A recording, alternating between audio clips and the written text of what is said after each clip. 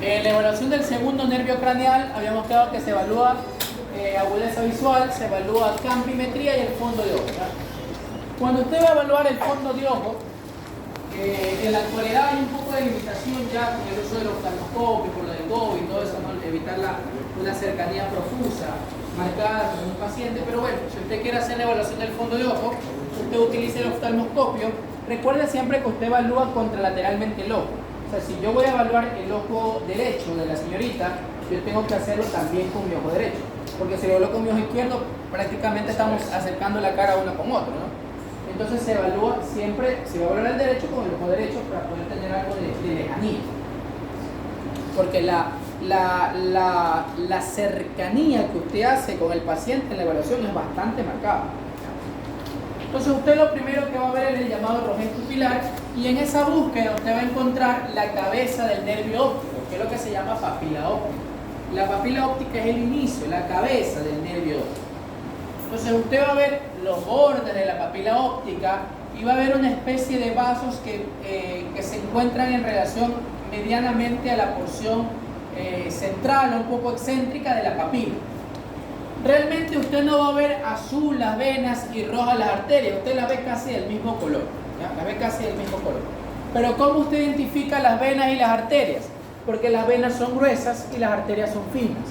¿Por qué las venas son gruesas y las arterias son finas? Porque las venas tienen paredes finas y las arterias tienen paredes gruesas. Usted lo que ve es la sangre que está dentro del vaso sanguíneo, no ve la pared como tal. Entonces, como las paredes arteriales son gruesas, el hilo de sangre que pasa es más fino. Las paredes de las venas son más finas, por ende el hilo de sangre que pasa por ellas es más grueso. Y eso hace que usted vea una diferencia de grosor. Pero usted ya va a entender. Generalmente hay sitios donde las arterias y las venas se relacionan. Eso se llaman los cruces arteriovenosos, ¿ya? Son cruces arteriovenosos, que es donde la arteria se relaciona con la vena. Y usted va a ver la papila óptica. Usted ve los bordes de la papila. El borde medial de la papila, en ocasiones, si esta es la papila, el borde medial en casi todos los casos está un poquito más borrado. Eso es un borramiento fisiológico. Entonces el borde medial de la papila puede estar medianamente borrado y es un borramiento fisiológico. Es normal que esté borrado esa porción. Hablando de los vasos sanguíneos que usted lo ve, usted puede ver alteraciones. Por ejemplo, donde están las arterias, ustedes pueden ver una especie como de bolitas. Se llama arrosariado. Eso indica una enfermedad arterioesclerótica de los vasos sanguíneos de la retina, ¿no? Si usted ve esto arrosariado, es una enfermedad arterioesclerótica de los vasos retinianos. Ya tiene que comenzar a asustarse. Porque si tiene una arteriosclerosis de esos vasos, puede tener una arteriosclerosis de otros vasos del cuerpo. Cuando existen crisis hipertensivas o en retinopatías hipertensivas, usted puede ver el fenómeno de Marfan o fenómeno de los cruces arteriovenosos. Acuérdense que eso se llamaban cruces arteriovenosos. O sea, el fenómeno de Marfan o fenómeno del cruce arteriovenoso. ¿Qué es lo que usted va a ver? Lo normal es esto, que donde se une la arteria con la vena, el grosor de la arteria y la vena se mantiene. Pero cuando existe una retinopatía hipertensiva, en esta zona de aquí, lo normal es que el vaso sanguíneo, la arteria, cuando se relaciona con la vena, como que lo abraza. La vena, la capa adventicia de la arteria abraza a la vena. Como la arteria y la vena tienen un calibre normal, no se ve el cambio. Pero cuando hay una hipertensión, una retinopatía hipertensiva, el abrazo que hace la arteria a la vena es más fuerte. Eso hace que en esa zona disminuya el calibre de la vena. El calibre de la vena se hace más fino. Y eso se conoce como fenómeno de Marfan o fenómeno de los cruces arteriovenosos. O sea, aquí la vena ya se hace más fina. Se afina porque el vaso sanguíneo la presiona, la atrapa, la clava. ¿Ya? Eso es lo que podríamos hablar de estos vasos sanguíneos. Hablemos ahora de la papila como tal. Entonces, usted cuando revisa la papila, usted debe ver los bordes de la papila y la coloración de la papila.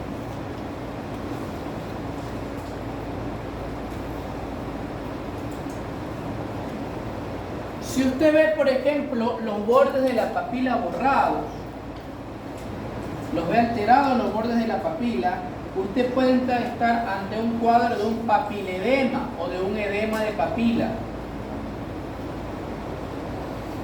Eso es muy sugerente de hipertensión endocraniana, incluso forma dentro de la triada de la hipertensión endocraniana. La cefalea, el vómito en escopetazo y el papiledema o edema de papila, es lo mismo. También podríamos estar ante un cuadro de una papilitis, que es una inflamación de papila pero de otro origen. Puede ser, por ejemplo, sifilítica, por enfermedad granulomatosa, fármacos que produzcan una lesión de la papila. Entonces, ¿cómo lo diferencio? ¿Cómo sé que es un papiledema o cómo sé que es una papilitis? Fácil. El papiledema el paciente sí ve y en la papilitis el paciente no ve. Si es papiledema, el paciente tiene una visión normal, con edema de papila, borramiento de los bordes.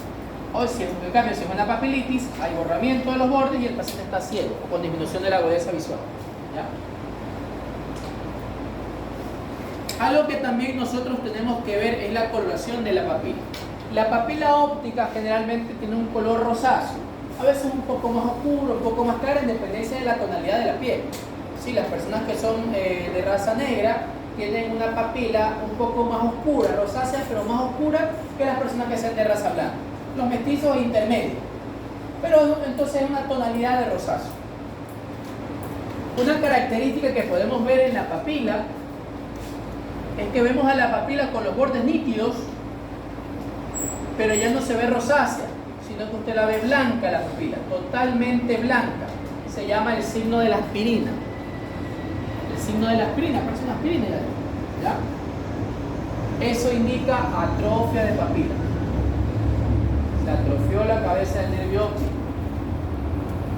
Asimismo, la atrofia de papila puede ser primaria, por alguna patología granulomatosa, por algún fármaco, bla, bla, bla, o puede ser la evolución natural del papiledema. Es decir, el papiledema, si no se trata esa hipertensión endocraniana, el paciente va a quedar ciego.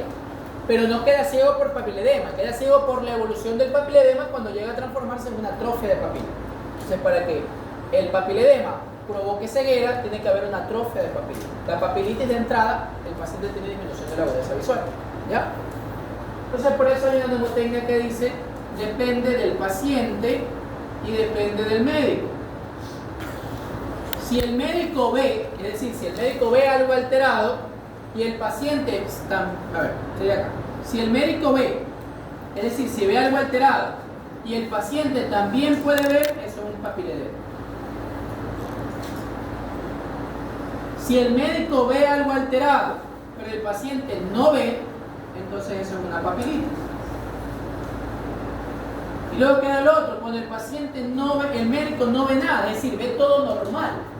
No ve ningún tipo de alteración papilar, la papila está bien, los bordes definidos, los cruces anteriores son normal, todo normal, pero el paciente está ciego. El paciente no puede ver, ¿ya? Lo está fingiendo, o eso es una neuritis óptica retrovulvar, es decir, el daño está detrás del bulbo, por eso no lo puede ver.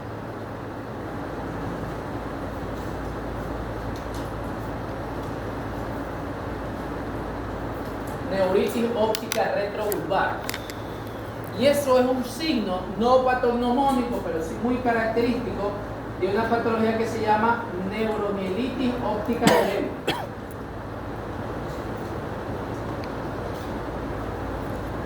Que es un tipo de enfermedad desmielinizante. La neuromielitis óptica de Lewy o de Lewy, que es un tipo de enfermedad desmielinizante. Ya nosotros habíamos conversado, nombrado una enfermedad desmielinizante. ¿Cuál era? La esclerosis múltiple. Antes se decía que la esclerosis múltiple y esta eran la misma enfermedad, se las unía, se las asociaba. Paciente con esclerosis múltiple y defecto visual, está entrando en una neuromielitis óptica de Lewy.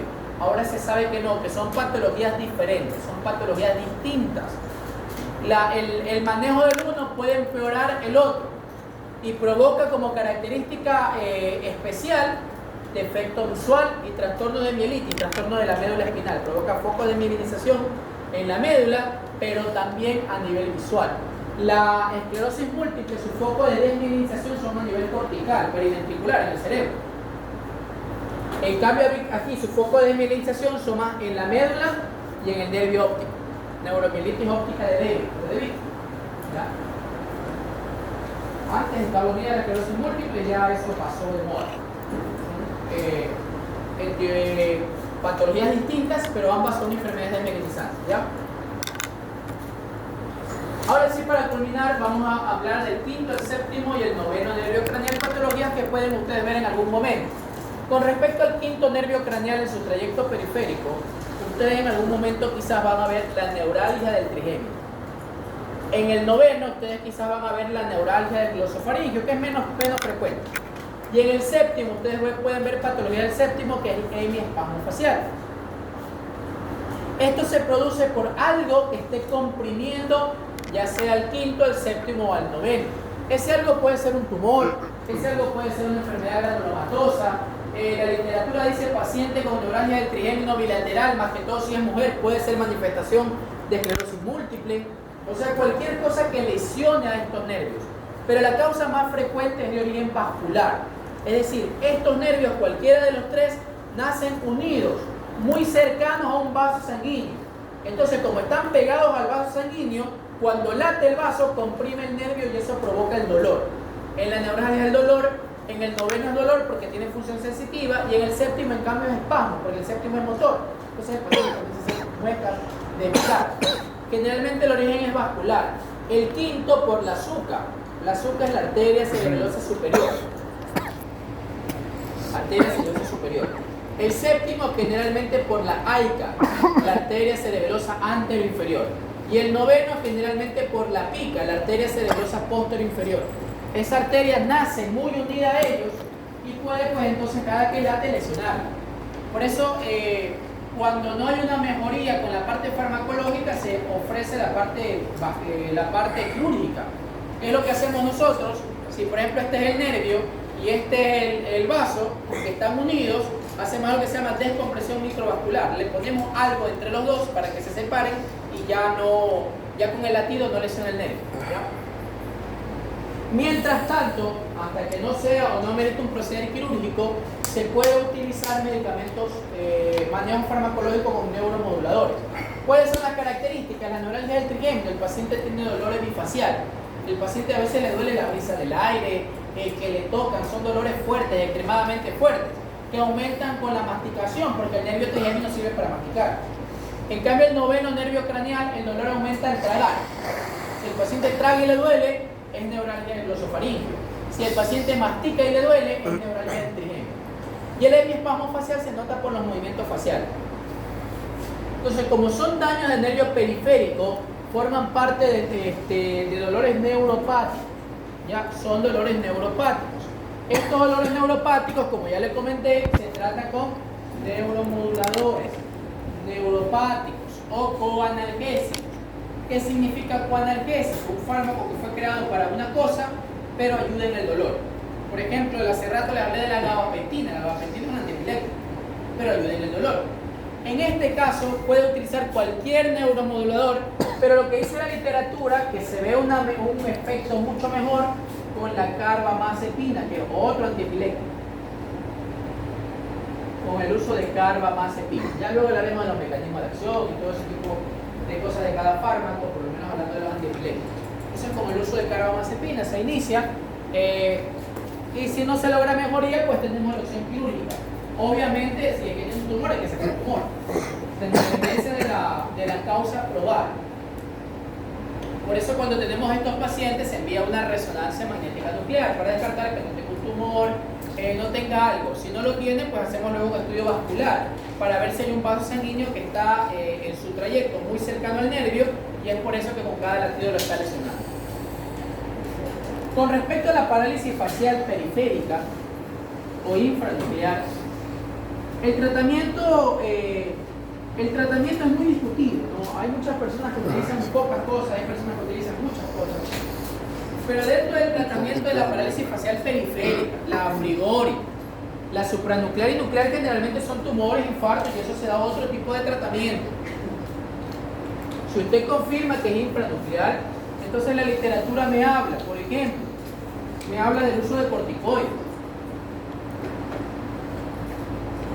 con todas las implicaciones del caso y todas las complicaciones que pueden dar los corticoides. Se utiliza, por ejemplo, mucho prednisona, de 0.5 a 1 miligramo por kilo de peso. Usted lo da en una dosis determinada y luego lo va descendiendo de a poquito. Acuérdense que los corticoides, más que todo cuando se dan por más de 2 semanas, es preferible descenderlos de manera progresiva. Cuando usted pone corticoides externos, la glándula suprarrenal, como ve que hay corticoides externos, ella se suprime. Y si usted le quita los corticoides de golpe, es un fenómeno por supresión de corticoides, pues que se puede morir. Entonces, cuando usted da corticoides, tiene que irlos retirando de manera progresiva. Además, recuerde que los corticoides son fisiológicos. Hay muchos en la mañana, pocos en la tarde y nada en la noche. Entonces, usted va a dar corticoides, lo da en la mañana y en la tarde. En la noche, si le toca dar, de una dosis baja. Entonces, se habla mucho del uso de corticoides. Aquí, sin duda alguna, y esto no hay discusión, hay que dar neuromoduladores. Por ejemplo, la literatura habla mucho del uso de la gabapentina, el uso de neuromoduladores. La gabapentina, lo bueno de estos neuromoduladores es que usted lo puede dar de largo, por un mes, 2 meses. La parálisis facial periférica, existe la posibilidad de que tenga un origen viral. Por ejemplo, el día de ayer vi una señora, la cual decía que ella tuvo primero herpes, tenía unas bolitas de agua, decía ella, aquí en el conducto auditivo externo, y luego tuvo la parálisis facial, se llama fenómeno de Ramsay-Hunt, porque esta zona de aquí se llama zona de Ramsay-Hunt. Entonces se provoca un herpes facial que luego lesiona la parte motora del nervio facial, y ahí sin duda alguna necesitan retroviral. Entonces, por ejemplo, lo más utilizado es la ciclovir. Este sí por máximo 5 días. Se discute mucho el uso del complejo B como neuromodulador, ¿no? Algunos dicen que no sirve para nada, otros dicen que sirve para mucho, pero lo que sí está claro es que el complejo B, o gracias al complejo B, se forma la mielina. El complejo B ayuda a la formación de mielina. El déficit de complejo B provoca síndrome coronal posterior. ¿Sí? El déficit de complejo B provoca muchas enfermedades y muchas patologías neurológicas, aparte de los hematológicos que ella conoce. Puede producir demencia de Wernicke-Korsakoff, que quizás usted lo ha escuchado. Todo eso se puede provocar. Entonces, prednisona, el uso de corticoides, el uso de neuromoduladores junto con el complejo B, el uso de retrovirales también está muy en dependencia de la sospecha que usted tenga. Y la terapia física, ¿no? La terapia física es siempre a partir de la segunda semana. No se puede dar de entrada. La terapia física se da a partir de la segunda semana. Algo que es importante en relación a la parálisis facial periférica es que estas son las medidas farmacológicas. Pero el teléfono, Andrés. Estas son las medidas farmacológicas, pero también existen medidas no farmacológicas que son importantes. El paciente con parálisis facial no tiene cierre palpebral. Entonces nosotros, gracias al parpadeo, nos protegemos de las noxas externas. Entonces, ¿qué usted tiene que decir al paciente? Póngase gafas todo el día, señor. Y en la noche, el parche se lo hago como pirata. Se tiene que cerrar el párpado y poner un parche. Si no quiere usar gafas y quiere usar el parche, que se lo ponga. Pero ese párpado tiene que estar cerrado cuando esté en la calle. Y el resto de días tienen que ellos mismos hacerse terapia. Se levanta, se cierra, se levanta, se cierra. ¿Ya? Tienen que utilizar lágrimas naturales, porque como no tiene parpadeo, se produce sequedad del globo ocular.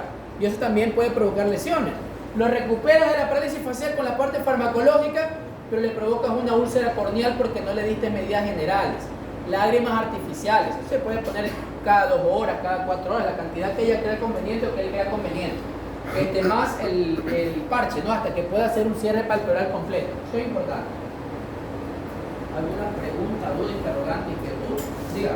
¿Cuál es la base para usar prednisona en este caso? Como antiinflamatorio. La parálisis facial periférica, la de Bell más que todo, se produce por un proceso inflamatorio del nervio facial. Entonces el corticoide produce antiinflamatorios. Con todos los efectos adversos de los corticoides, ¿no? La osteoporosis, hipertensión arterial, diabetes mellitus, depresión, por corticoide,